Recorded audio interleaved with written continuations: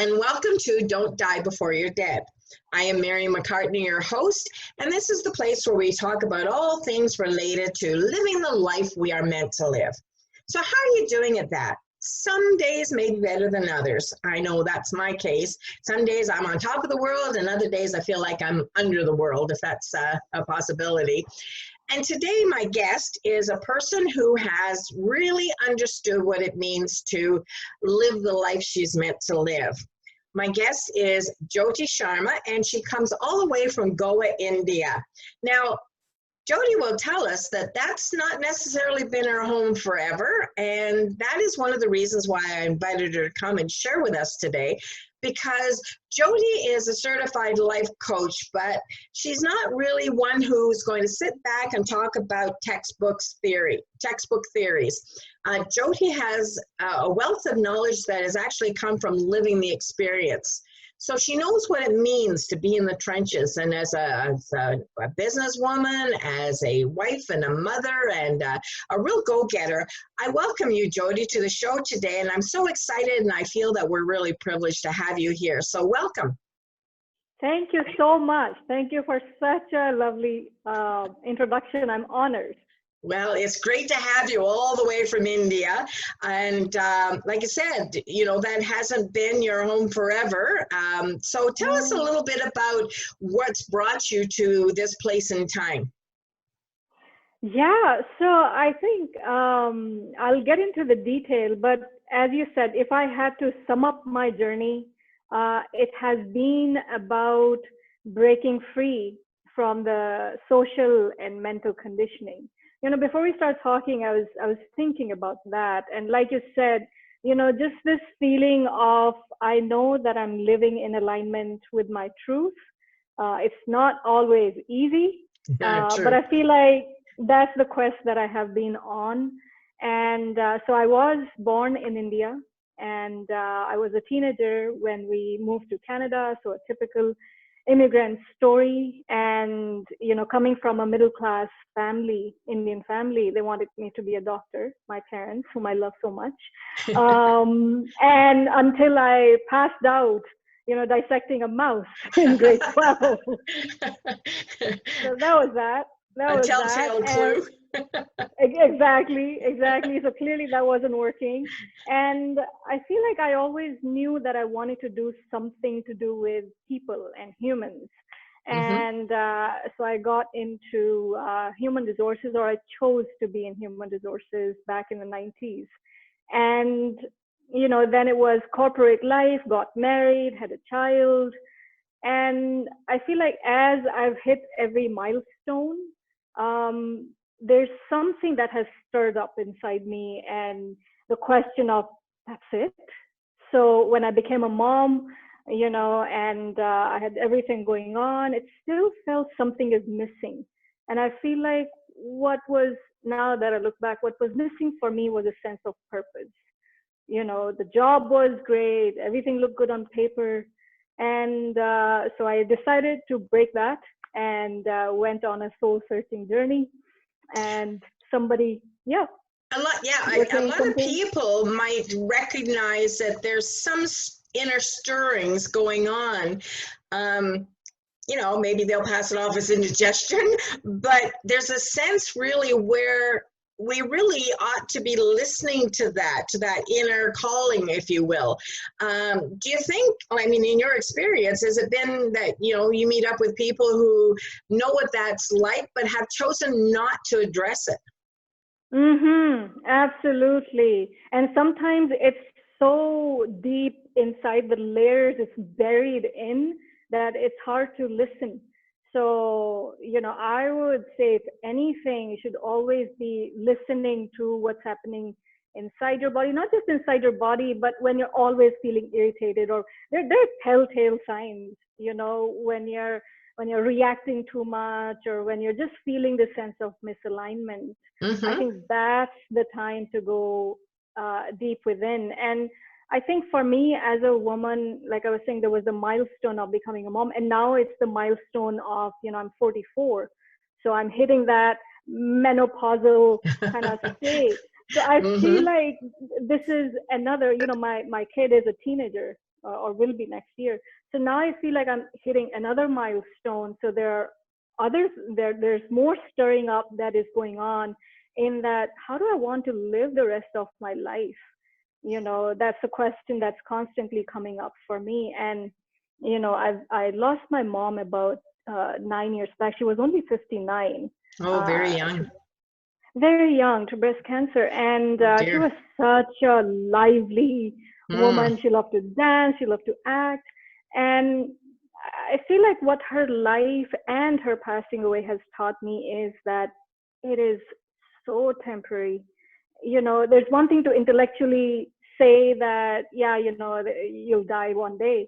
But, and that's actually what I love about what you're doing is that, yeah, you are going to, but to actually experience it and know it in your bones that, you know what, this is, this is a joyride. You've got the tickets, Yeah. and you better use it to the max. And what that means is living in alignment with what your heart desires. Um, You are quite young, Jyoti. You have, I mean, I'm considerably older than you, and in my sphere of people I hang out with and connect with, most are much older when they get that sense of waking up. From what you're mm, saying, I get a sense almost of sort of an awakening that, to listen to ourselves, that there's more that life has to offer. You said you're mhm. 44. You have experienced this earlier. I'm sorry to hear about your mom passing away, but from that you gained that sense of living fully while you can, because we don't know.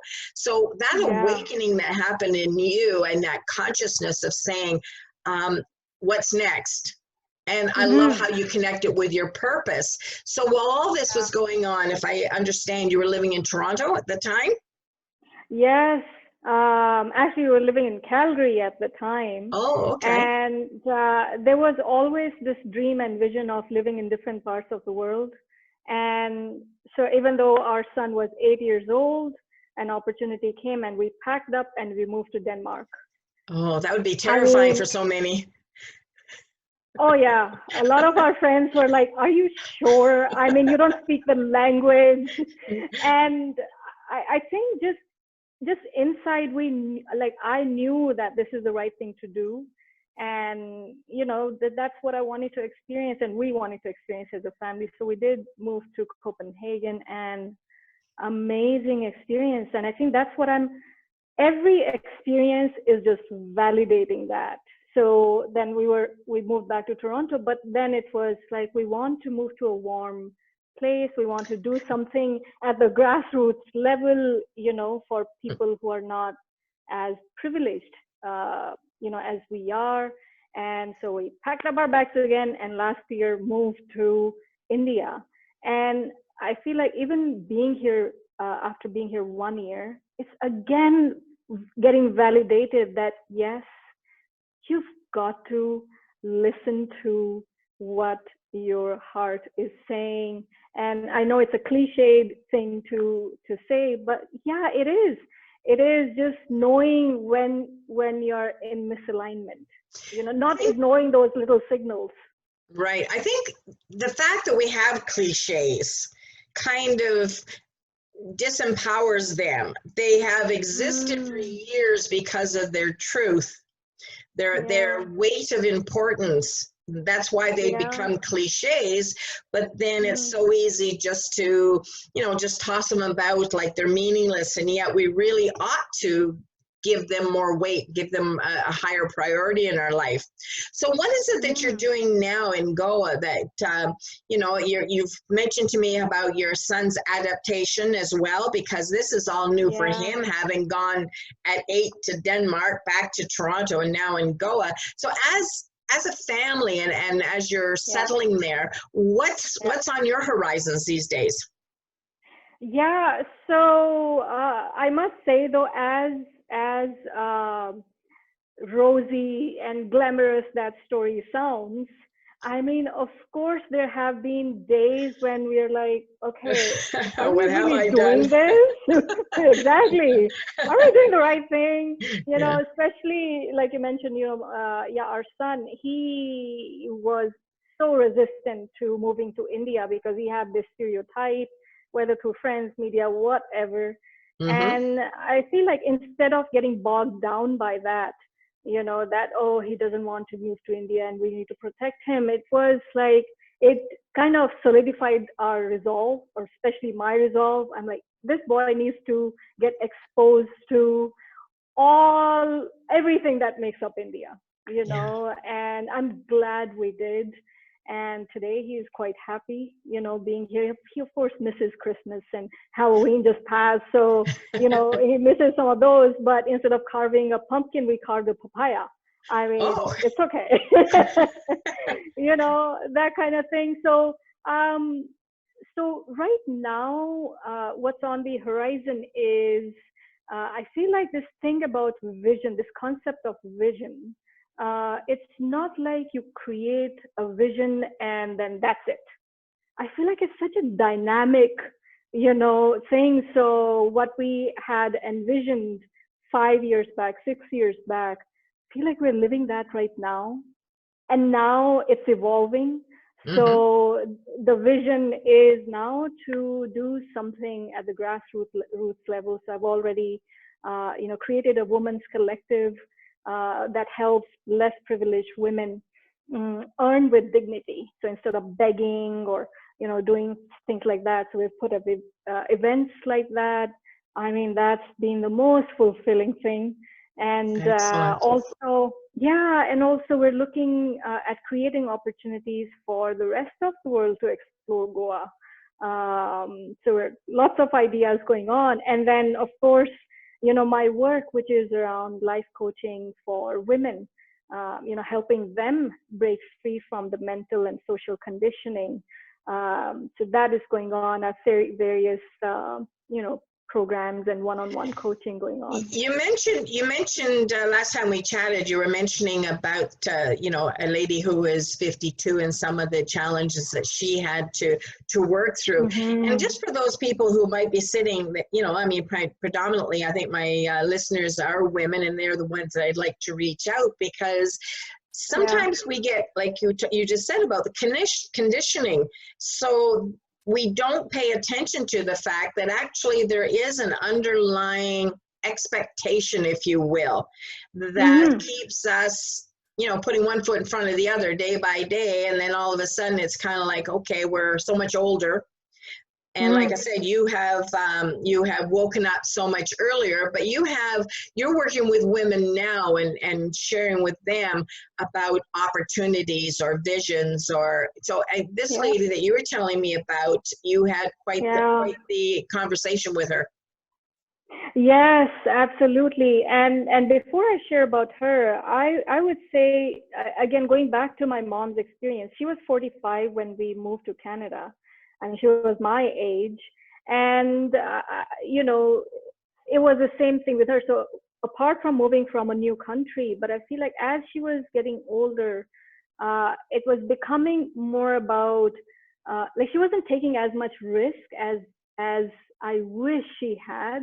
Mm-hmm. Okay. And so I feel like now I'm on a mission to not have another woman's life wasted, Oh, and what that means is, doesn't matter what age you are, if there's a spark of a desire, it perfect. makes me emotional to say this, you've got to fuel it, Yeah. not let age or any other limitation come in your way. And so talking about this 52-year-old brilliant woman, this was in Copenhagen. She hadn't worked for about 7-8 years because she was raising her daughters, and her daughters were by that time now 20 years old, off to their lives. And she was considering going back to work. So there was this little spark, but it was clouded by this lack of confidence, doubt, who's going to hire me now? What's even the interview process now? Mm-hmm. What is my resume going to look like and all of that? And I feel like, so through, when we started talking and coaching, what came out is she was underselling her story to herself. I mean, there was so much power in her story. She did a lot of volunteer work, which she wasn't giving enough value to. And just kind of the personal decisions also she made. I mean, it showed resilience, which all the employers these days are asking for. Absolutely. These days the employers are not just asking for technical skills, they're more looking for attitude, they're more looking for character. I mean, and I can say this from my HR background also. So anyway, so now she is, it's been 2 years now, she's employed as the communications lead for a company, for actually King County in Seattle. And what a wonderful woman. I mean, it just makes me so happy that she's living what she desired, and the story is evolving for her. Now she is looking at the next step, how else she can contribute to the community and the world. Yeah. Oh, excellent.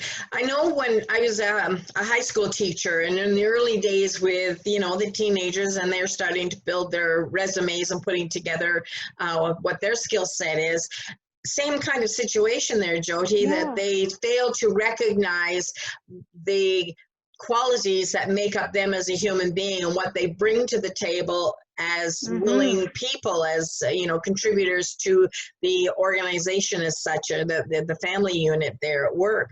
I see from that too, as you were saying, that it affects people at the other end, and primarily if it's the women who have stayed home, they're the ones that get impacted. But what about the woman who is getting to the place where she's done her job, she's done her workplace time, she's done her time served, if you will, and now we're looking to the time where she sees herself coming out of the workplace, getting into the retirement, and whether it's, early retirement because of finances or staying till the end, and saying, okay, now I'm just going to sit back and, I've built my nest egg, but there's more to life than just spending what you've put aside. What about living, like not existing, but living? So what do you say to people that are just sitting around? Like, my thing is, don't die before you're dead.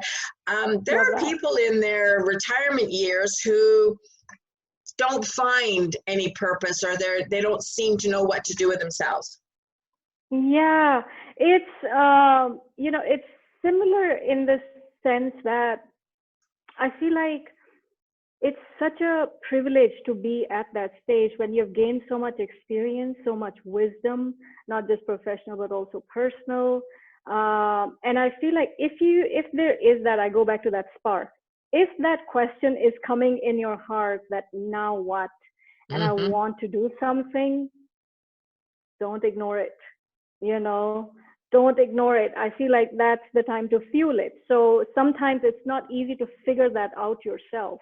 And I feel like that's the time to reach out for help. A lot of some people can figure it out by watching YouTube or reading books, and that's okay. I couldn't find the answers myself, so I did.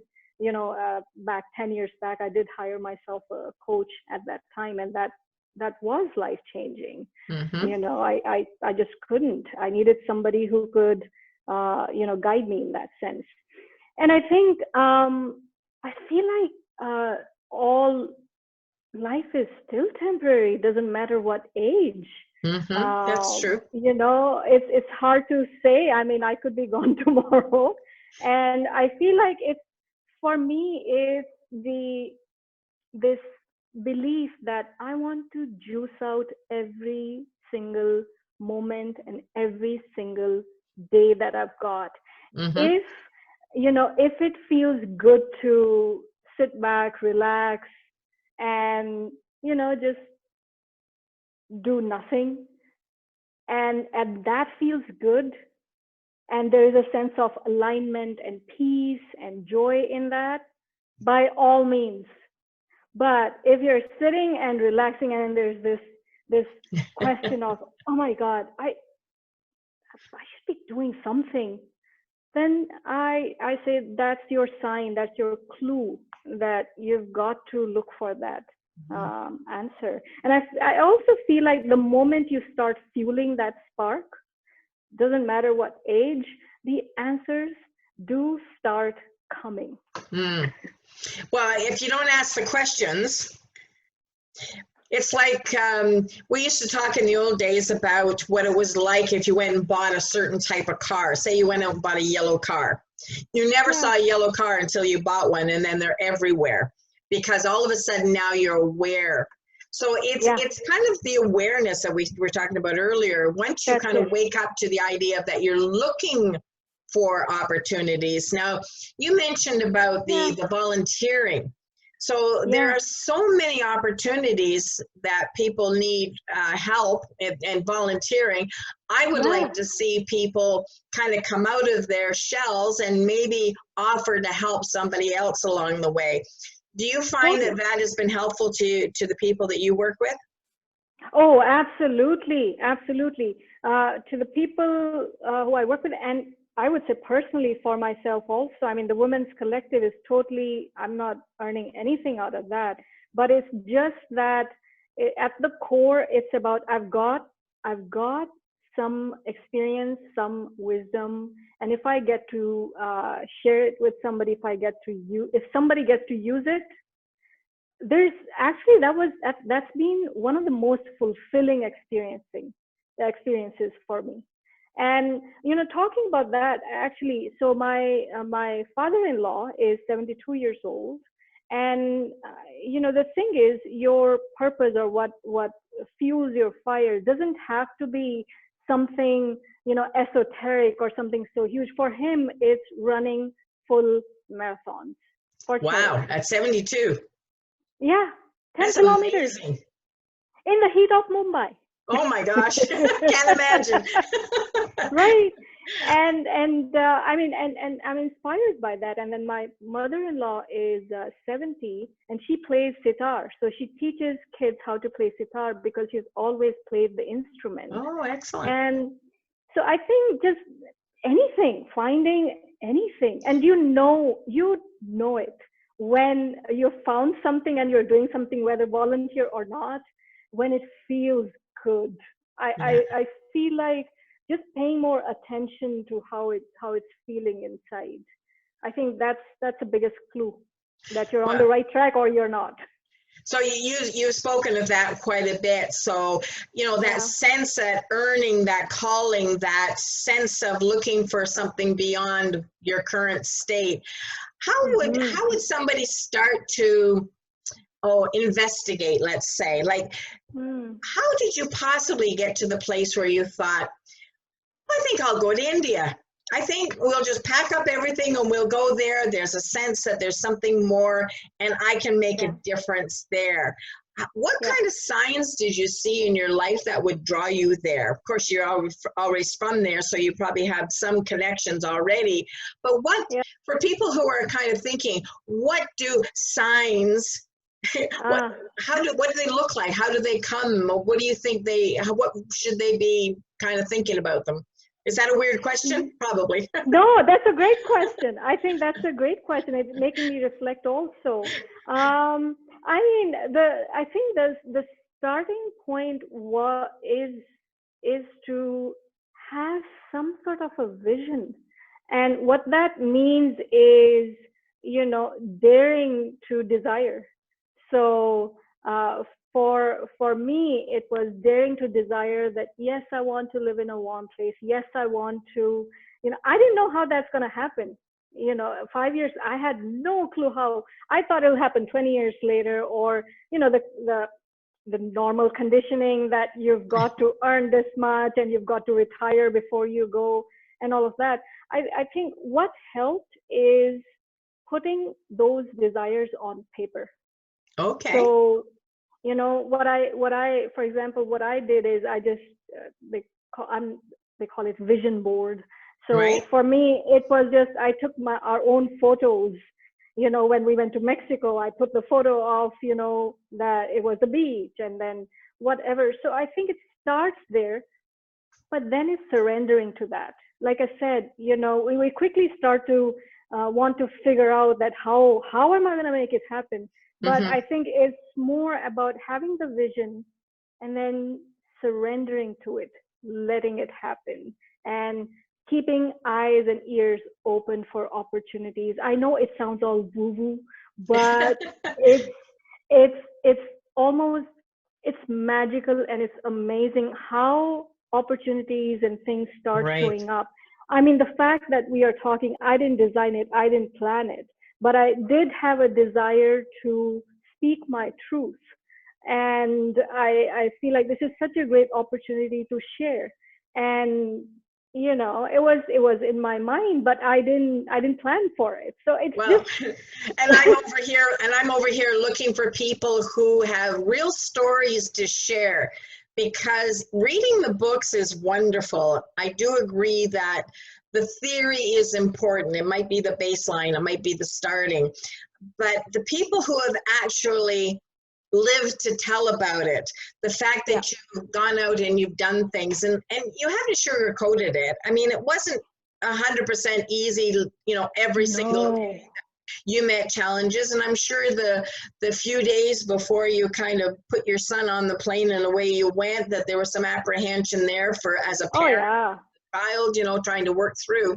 So the Yeah. fact that I think that as we're looking, and I'm looking to share the message. I lost my Yeah. husband about 4 years ago, too young, not as young as your mom, but still too young. And I don't I don't want to look around and see people that are going to be sitting really old, wishing they had actually done things. Because if you quit Mhm. living at 70 and you don't die until your late 80s, like, oh my Yeah. gosh, all that wasted time. What you could do, Yeah. maybe for yourself, maybe for other people. Could Yeah. you share a few moments, if it's not too, if you can, a little Sure. bit more about the women's collective? What actually Yes. are you able to do to empower them to, like you said, earn with dignity? I think that is so important. Thank you. Thank you. Yeah, and it happened quite organically. Again, it wasn't by design, it was just in the vision. And I was having a conversation with one of these women on the beach. If you picture, there's a beach, and these poor women are trying to sell necklaces. Mm-hmm. Nobody hardly buys them. And so for me, I got curious about this particular woman's story. And the thing is, Goa is quite a vacation holiday kind of place. And so a lot of tourists come here, a lot of foreigners come here. Mm-hmm. And so we just started, talking about, what is it that you do? What could you do? And we came up with this idea that we'll organize an event, women's only, where these ladies would create an experience, almost an Indian wedding-like experience. So if you picture, doesn't matter where in the world you're from, you walk into this huge space which we have decorated, and first you get to wear a sari. So these ladies would put on a sari so that you get into the attire. You get to have henna, and we have folk dances, so not Bollywood dances, but folk dances Mm-hmm. from Goa, kind of, so creating that environment. Can you imagine, like, all these women from different parts of the world dancing Mm-hmm. and having fun? And it didn't matter what economic status you have. And so that in itself was empowering for everybody. And then, of course, it was a ticketed event. So Mm-hmm. these ladies, there were 20 of them, they got to earn with dignity. They got to, or they felt like, oh, I'm not begging and I'm not trying to sell, but I'm showcasing, what Mm-hmm. India has to offer, what I have to offer. So that was the idea. And we did quite a few events like that.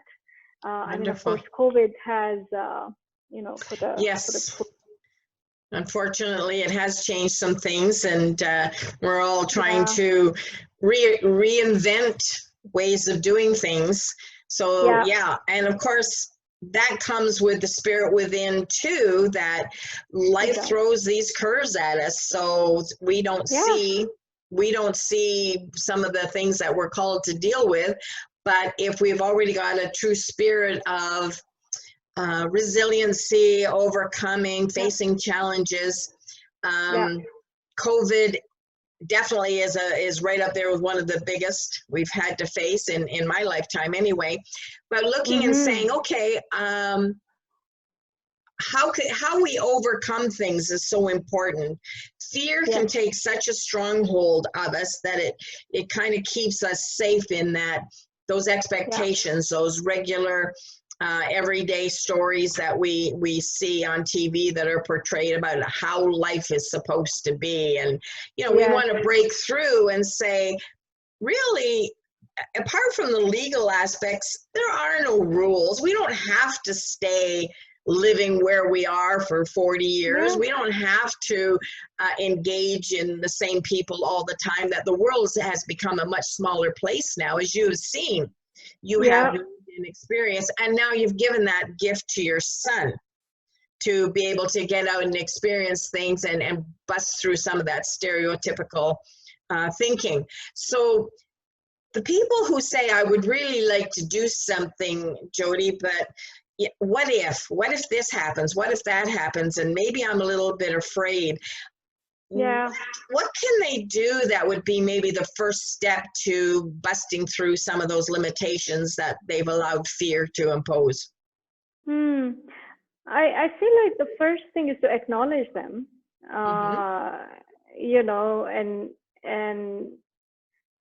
and being able to dissect the noise from the actual wisdom that is trying to come through. So, for example, when we did decide to move to India, it did come as an insight or whatever, but it's not like flash of a moment we were like, okay, we're moving.